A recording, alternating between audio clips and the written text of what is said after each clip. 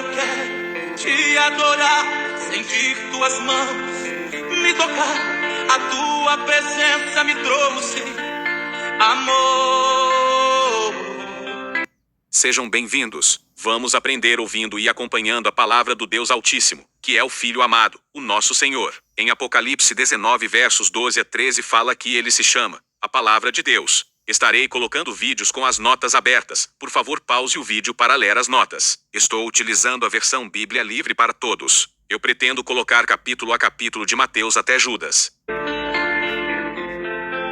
Quando Jesus acabou de dizer tudo isso às pessoas, ele foi para Cafarnaum. Havia na cidade um comandante romano que tinha um empregado, de quem ele gostava muito, que estava doente, à beira da morte. Quando esse comandante ouviu falar a respeito de Jesus, enviou alguns anciãos do povo para lhe pedir que viesse curar o seu empregado. Quando os anciãos do povo encontraram Jesus, pediram com bastante insistência, dizendo: por favor, venha e faça o que ele pede. Ele merece a sua ajuda, pois ama o nosso povo e construiu uma sinagoga para nós. Jesus foi com eles e quando se aproximaram da casa, o comandante romano enviou alguns amigos até Jesus para lhe dizer: por favor, Senhor, não se incomode, pois eu não sou digno de que entre em minha casa. Eu nem mesmo acho que sou digno de falar pessoalmente com o Senhor. Basta que dê uma ordem, e meu empregado será curado. Eu estou sob o comando dos meus oficiais superiores, e eu mesmo tenho soldados sob o meu comando. Eu ordeno que um vá e ele vai. Digo a outro que venha e ele vem. Eu ordeno que o meu empregado faça algo e ele faz. Jesus ficou admirado ao ouvir tais palavras.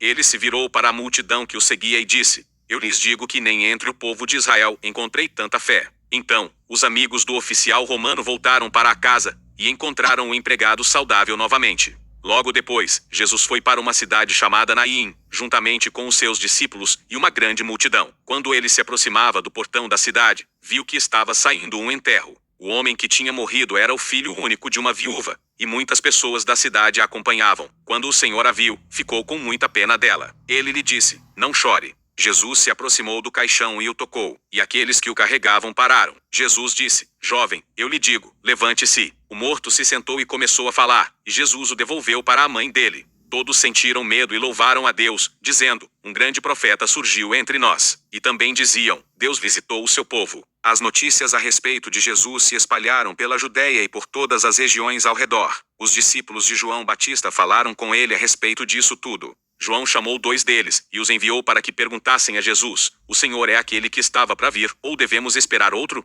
Quando eles encontraram Jesus, disseram: João Batista nos enviou para lhe perguntar: o Senhor é aquele que estava para vir, ou devemos esperar outro? Naquele exato momento, Jesus estava curando muitas pessoas de suas doenças, enfermidades, espíritos maus, e fazendo com que os cegos voltassem a enxergar. Jesus respondeu aos discípulos de João: vão e digam a João o que vocês viram e ouviram. Digam que os cegos conseguem ver, os mancos andam, os leprosos ficam curados, os surdos ouvem, os mortos são ressuscitados, e os pobres recebem as boas novas. Felizes aqueles que não duvidam de mim. Após os mensageiros de João saírem, Jesus começou a falar sobre João para a multidão. O que vocês esperavam encontrar quando foram ver João no deserto? Algum caniço sendo agitado pelo vento? Procuravam um homem com roupas elegantes? Não, pois os que vestem roupas finas e vivem luxuosamente devem ser procurados nos palácios. Vocês procuravam um profeta? Sim, e eu lhes digo que João é muito mais do que um profeta. Nas Sagradas Escrituras está escrito sobre João: veja, estou enviando o meu mensageiro adiante de você, para que ele prepare o seu caminho. Eu lhes digo, ninguém que tenha nascido de mulher é mais importante do que João.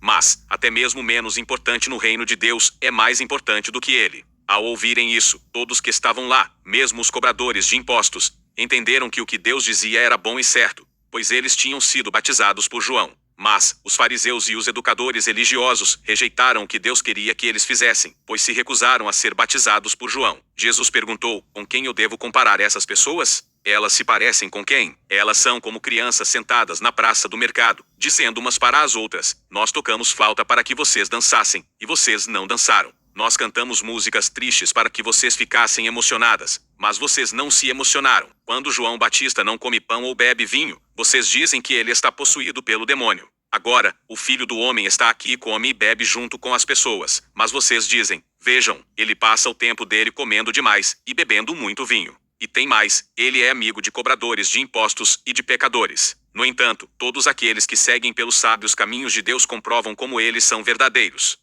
Um dos fariseus convidou Jesus para ir à sua casa comer com ele. Jesus foi para a casa do fariseu e sentou-se para comer.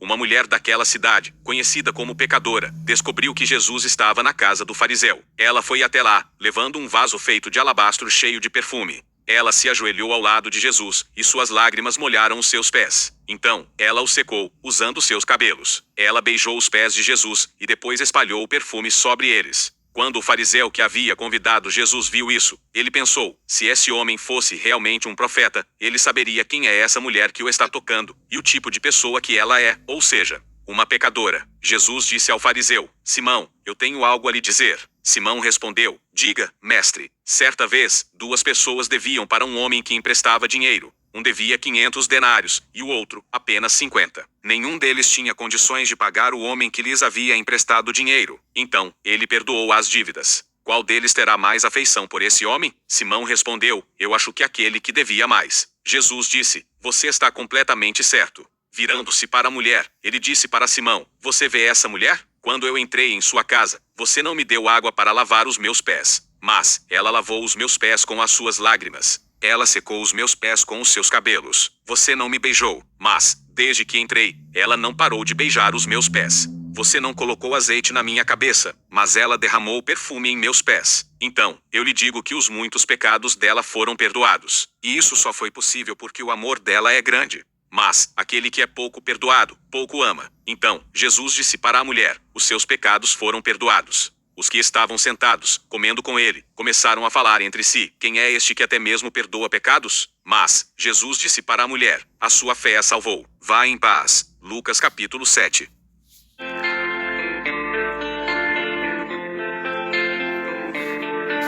O apóstolo Paulo falou uma coisa muito importante na sua despedida. Confira em Atos dos Apóstolos capítulo 20 versos 25 a 35. Agora, eu tenho certeza de uma coisa, de que vocês, para quem eu anunciei o reino de Deus, não me verão novamente. Assim, declaro a vocês, hoje, que eu não sou responsável caso alguém se perca. Eu não hesitei em contar a vocês tudo o que Deus queria que soubessem. Cuidem-se, e cuidem também de todo o rebanho, que o Espírito Santo lhes deu para que o acompanhem, e o guardem. Cuidem da igreja de Deus, a qual ele comprou com o sangue do seu próprio filho. Eu sei que, depois que eu for embora, lobos ferozes chegarão para atacá-los, e irão espalhar o rebanho. Surgirão, dentro do seu próprio grupo, homens que irão torcer o que é certo e bom para conseguirem seguidores para eles mesmos. Então, cuidado. Não se esqueçam de que, por 3 anos, eu os ensinei por dias e noites, derramando lágrimas por vocês. Agora, eu os deixo aos cuidados de Deus, e com a mensagem de sua graça, ele que é capaz de fortalecê-los, e de lhes dar a herança que pertence a todos os que se mantêm firmes com ele.